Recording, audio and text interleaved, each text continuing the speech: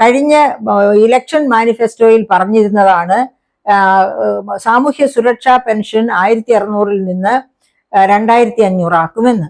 ഈ കഴിഞ്ഞ പല മാസങ്ങളിലും 5 മാസം വരെ കുടിശ്ശികയായി സാമൂഹ്യ സുരക്ഷാ പെൻഷൻ കിടന്ന കാലം നമുക്കറിയാം.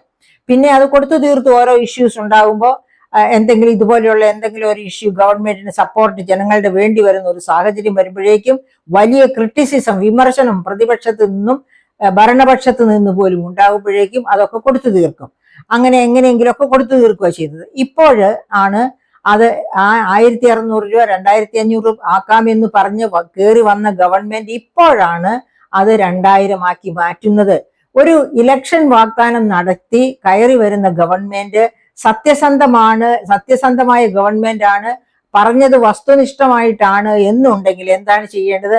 വന്ന ആദ്യ മാസം മുതൽ ആ ഇലക്ഷൻ മാനിഫെസ്റ്റോയിൽ പറഞ്ഞിരിക്കുന്ന കാര്യങ്ങൾ നമ്പർ 1, 2, 3 എന്ന രീതിയിൽ നടപ്പാക്കുകയാണ് വേണ്ടത്.